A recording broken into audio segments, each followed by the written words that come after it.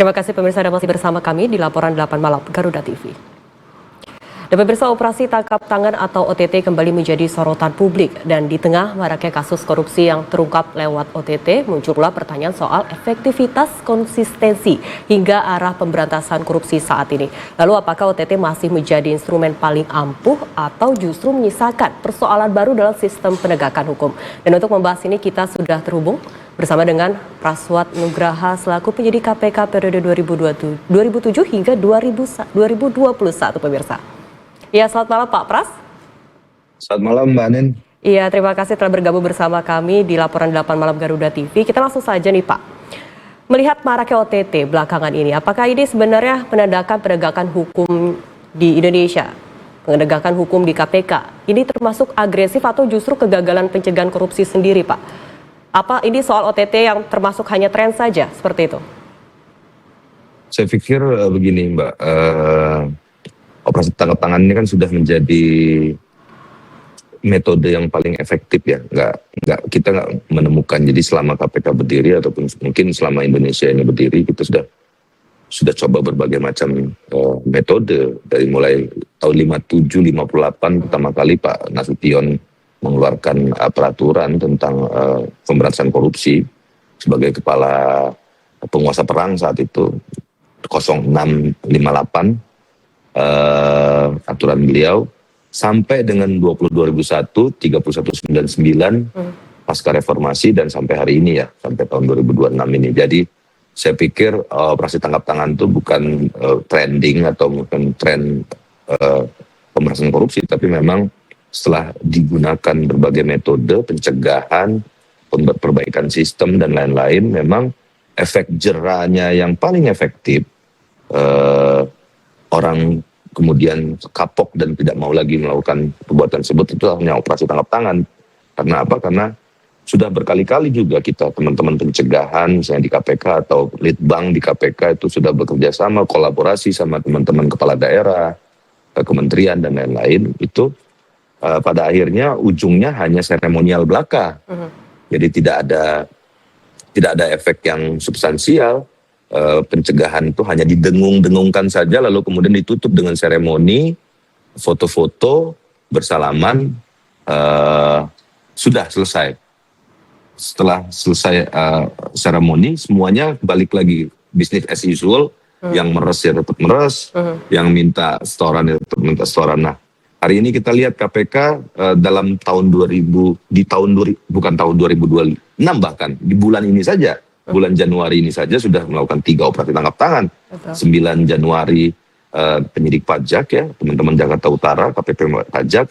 19 Januari Maidi, Pak Maidi, Wali Kota Madiun, dan kemudian tanggal 20 Januari yang lalu, 3 hari yang lalu, Pak Sudewo, Bupati Pati. Dan harus kita ingat juga, kita tarik ke belakang, sepanjang era Pak Setio Budianto dan kawan-kawan ini sudah sejak beliau diangkat jadi pimpinan KPK sudah 14 kali operasi tangkap tangan.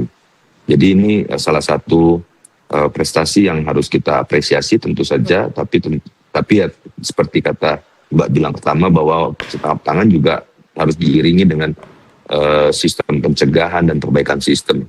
Tapi dua-duanya ini pencegahan dan penindakan tidak boleh berdiri masing-masing. Nggak ada yang lebih efektif karena dua-duanya harus berjalan beriringan agar kemudian pencegahan dan perbaikan sistem ataupun merit system ataupun metodologi baru tentang bagaimana berjalannya good corporate governance itu bisa diiringi sama perbaikan orang jera untuk melakukan korupsi karena nggak ada gunanya sama sekali perbaikan sistem kalau orangnya tetap melakukan korupsi dan sistem tetap bisa diakalin walau bagaimanapun baiknya, gitu Mbak Anin. Baik, jadi bisa dikatakan bahwa OTT ini di bulan Januari di tahun pertama ini relevan. Betul. Begitu ya Pak ya, dan betul. Sebagai senjata juga tentunya tentunya juga sebagai senjata untuk memberantas korupsi. untuk tahun ini Iya, dan mungkin dua-duanya tahun-tahun saling sebelumnya. melengkapi. Nah, mungkin seharusnya apakah mulai bergeser Pak sebenarnya KPK sendiri untuk apa namanya terkait dengan pencegahan mungkin secara sistematik bekerja sama dengan lembaga-lembaga lain atau seperti apa gitu? Sudah dicoba, sudah dicoba. Jadi semua ini sudah kita gunakan segala metode, Mbak. Segala metode sudah digunakan, perbaikan sistem. Teman-teman Litbang KPK itu bahkan sudah sejak KPK berdiri sudah ikut bareng-bareng bersama-sama teman-teman kepala daerah untuk memperbaiki sistem, whistleblower, eh, pen- pengawasan terhadap pendapatan PAD ya, pendapatan asli daerah, lalu juga masuk ke BKD, Badan Kepegawaian Daerah, dibuatin sudah nggak tahu lagi sistem pencegahan korupsi dari metode apalagi, metodologi apalagi yang digunakan. Tapi tetap saja korupsi tetap marak, tentu saja yang bisa kita lihat. Ini yang juga harus kita sampaikan ke publik bahwa operasi tangkap tangan ini bukan menunjukkan kuantitas sebenarnya terjadinya korupsi di Indonesia, tapi ini adalah puncak gunung es. Jadi bahasa sederhana publiknya gitu, yang tertangkap saja itu 3 gitu loh. Karena yang praktek korupsi di Indonesia itu tentu saja lebih dari 3 dan mungkin hampir di seluruh kabupaten kota dan provinsi, 38 provinsi, 546 kabupaten kota ya melakukan pemerasan, ada oknum-oknumnya yang melakukan kayak misalnya di Pati atau di Kota Madiun, sama aja dana CSR, ada yang dana konstruksi, ada yang apalagi jalan dan bangunan ya, itu udah pastilah PUPR, Dinas Kesehatan, di Lampung Dinas Kesehatan, terus kemarin yang pajak juga begitu. Jadi hampir di seluruh lini sebenarnya Mbak Anin terjadinya praktek korupsi ini. Tapi yang dengan segala keterbatasan KPK hanya bisa melakukan 3 operasi tangkap tangan dalam bulan ini, dan mudah-mudahan terus bisa ya mungkin di akhir tahun bisa sampailah targetnya 30 atau 40 lah operasi tangkap tangan. Baik. Dan ini terus harus dilaksanakan simultan karena ya tidak akan pernah berhenti operasi tangkap tangan ini harusnya, karena inilah inilah metodologi yang paling efektif yang bisa dilakukan oleh KPK. Baik. Gitu. Pak Prastidi, terkait soal pilih-pilih kasus nih. Banyak masyarakat menilai OTT seperti tebang pilih begitu. Lalu sejauh mana sebenarnya faktor politik atau tekanan eksternal bisa mempengaruhi OTT? Tapi dengan Ya, OTT, soal pilih-pilih kasus sih Pak, banyak masyarakat menilai OTT seperti tebang pilih. Sejauh mana sebenarnya faktor politik atau tekanan eksternal bisa mempengaruhi OTT? Iya, lebih menurut saya begini Mbak, pilih-pilih kasus ini, pemahaman kita terhadap pilih-pilih kasus ini kan misalnya gini Mbak, kayak saya berikan analogi sederhana seperti misalnya kita sedang membawa motor tidak menggunakan helm, lalu kemudian banyak pengendara lainnya dan ketika kita diberhentikan dengan polantas atau bapak polisi yang sedang bertugas itu pertanyaan kita pertama, kenapa saya aja yang ditahan Pak? Kenapa saya aja yang ditangkap? Kenapa saya saja yang diberhentikan? Kenapa nggak orang lain juga? Atau kemudian kanan kiri? Nah itu banyak tuh di jalan yang juga tidak tertib menggunakan atribut berkendara.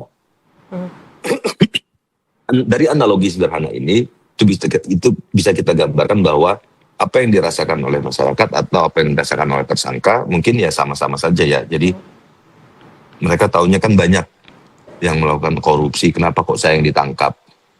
Tapi kan itu kan sebenarnya tindakan itu adalah defensif, insting defensif dari seorang pelanggar. Jadi memang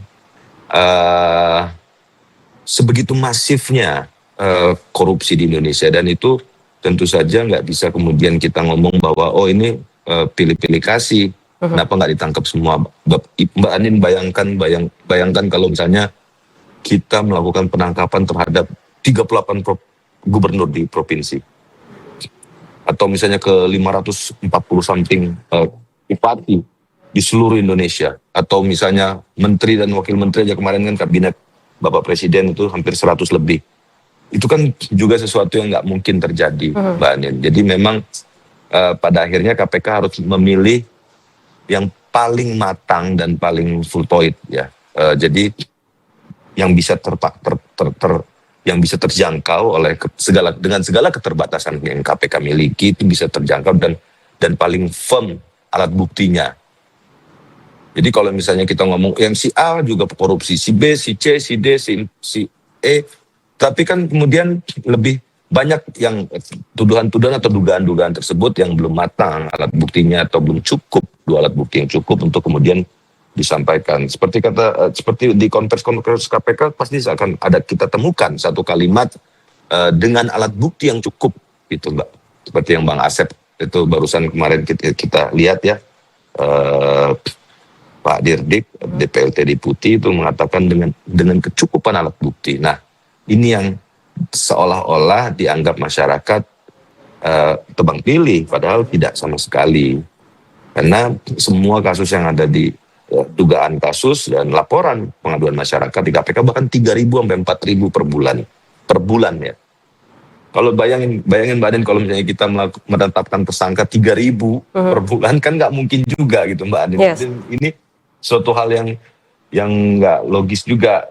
Tapi akhirnya kita pilihlah mana yang paling lengkap, mana yang paling matang perkaranya, baru tetapkan tersangka lalu tangkap tangan gitu Mbak Adin. Jadi bukan sama sekali tidak ada maksud dari teman-teman KPK untuk melakukan tebang pilih terhadap perkara, tapi perkara-perkara yang melengkap yang telah lengkap alat buktinya itu yang didahulukan. Betul. Baik, Pak Pras, tadi dikatakan bahwa KPK sendiri melakukan OTT, itu kan mencari yang paling matang dan firm untuk alat buktinya. Lalu apakah OTT sekarang sebenarnya lebih berorientasi pada kuantitas ya dibanding kualitas kasus sebenarnya? Misal nilai kerugian negara atau dampak besarnya mungkin? Harusnya kualitas ya Mbak, karena kan KPK punya klasifikasi dan kualifikasi sendiri. Itu di pasal 11 diatur, satu terkait dengan kerugian keuangan. Kalau terkait dengan kerugian keuangan negara maka minimal 1 miliar, 2 terkait dengan penegak hukum, 3 penyelenggara negara, para kepala daerah, bupati, wali kota, gubernur, menteri, anggota DPR, penyidik pajak, teman-teman penyidik pajak kemarin ya, dan yang keempat itu kasus-kasus besar. Jadi yang harus kita sadarin juga bahwa KPK memang didesain sebagai alat negara untuk menangani kasus korupsi big fish, Mbak. Jadi kalau untuk yang petty crime-nya untuk di korupsi itu ada misalnya korupsi kepala desa atau korupsi petugas KTP misalnya dimintain duit, pungli dan lain-lain. Itu ada teman-teman dari kejaksaan dan kepolisian. Sementara untuk KPK memang dia dibatasi di pasal 11 hanya 4 kualifikasi tadi. Kalau dia terkait dengan kerugian keuangan negara 1 miliar minimal, kalau dia terkait dengan suap itu penyidik, itu terkait dengan penegak hukum ataupun penyelenggara negara. Lalu yang keempat itu terkait dengan kasus-kasus korupsi besar yang menarik perhatian masyarakat namun tidak bisa pecahkan atau tidak bisa ditangani oleh para penegak hukum lain, itu Mbak En. Baik, Pak, ini membahas terkait juga tadi katanya KPK akan menangkap mungkin kasus-kasus OTT lainnya di bulan-bulan berikutnya seperti itu. Lalu jika OTT ini terus terjadi, sebenarnya di mana letak kegagalan sistem pencegahan korupsi selama ini? Sistem pencegahan korupsi tidak gagal Mbak, cuma sistem pencegahan korupsi ini seperti kita menanam pohon itu ya, it takes time untuk memetik hasilnya gitu. Jadi tidak instan, tidak bisa dilihat masyarakat dengan mata telanjang. Begitu hari ini kita menerapkan perbaikan sistem itu lalu seperti makan cabai langsung pedes, langsung berhenti korupsinya, enggak begitu. Sementara kita harus menunggu hasil dari perbaikan sistem yang kita lakukan itu untuk mungkin dalam waktu 5 tahun atau 10 tahun ke depan bisa memperbaiki kualitas pelayanan publik, kualitas penyelenggara negara, lalu kemudian tidak lagi korupsi dan lain-lain gitu. Sementara operasi tangkap tangan beda. Operasi tangkap tangan ini kan kontan. Jadi siapa yang korupsi malam itu juga ditangkap, besok pagi dia pakai baju oranye dan seluruh publik, seluruh Indonesia akan bisa melihat, menonton peristiwa ini gitu ya, dan langsung dirasakan bahwa oh iya benar, kalau kamu korupsi maka kamu akan ditangkap dan masuk penjara, titik. Hari itu juga masuk penjara. Nah ini yang sering kita, kadang-kadang kita pengen melihat sesuatu yang sifatnya visual dan konten individual konkret. Nah ini yang tidak bisa dipenuhi oleh sistem pencegahan. Karena pencegahan ini hasilnya itu bisa 1 tahun, 2 tahun, 5 tahun, 10 tahun ke depan. Itu Mbak Anin. Baik, terakhir ya Pak Pras. Apa sebenarnya yang perlu dipahami masyarakat soal OTT sendiri agar tidak melihat ini mungkin sebagai sensasi penangkapan saja, tapi juga sebagai substansi pemberantasan korupsi tentunya? Iya, sebenarnya operasi tangkap tangan ini kan salah satu metode saja untuk melengkapi seluruh metodologi yang ada di KPK. Ada pencegahan, monitoring, supervisi, teman-teman penegak hukum, ya ada OTT juga, ada penindakan, ada kasus reguler, ada non reguler. Regulernya yang normal Mbak dari Dumas naik ke penyelidikan naik ke penyidikan. Nah kalau operasi tangkap tangan kan langsung dari lidik dalam waktu 1 hari, 1 kali 24 jam langsung naik sidik, langsung ditetapkan tersangka, langsung ditangkap, ditahan, langsung masuk penjara. Nah ini yang kemudian harus kita sadari bahwa OTT ini alat yang paling efektif untuk menimbulkan efek jera. Itu dulu yang harus kita garis bawahi. Untuk menimbulkan efek jera dan dengan cepat dengan cepat dan taktis langsung siapa yang korupsi langsung berhenti. Titik langsung berhenti di situ, langsung ditangkap, ditahan dan langsung masuk penjara. Tapi perbaikan sistemnya ini harus terus jalan. Karena sistem ini it takes time, butuh waktu 1 bulan, 2 bulan, 1 tahun. Lalu kemudian makin tertib. Celah untuk melakukan perbuatan korupsinya itu dipersempit.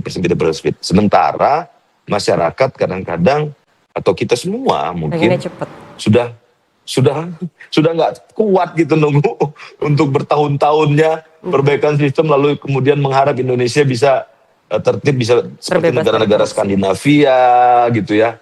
Tidak ada pungli, masuk bandara, keluar, buat KTP, buat SIM, segala macam lah, semuanya teratur, tidak ada pungli di jalan, tidak ada pungli di pemerintahan, mau naik jabatan harus nyuap, mau segala macam tuh nggak ada pungli, apalagi di dunia investasi, izin usaha. Nah itu kan butuh berbulan-bulan, butuh bertahun-tahun. Nah masyarakat kita kadang-kadang udah jengah sekali dan nggak sabar untuk menunggu itu. Makanya 2 metodologi ini, pencegahan dan penindakan, operasi tangkap tangan itu harus berjalan berbarengan Mbak.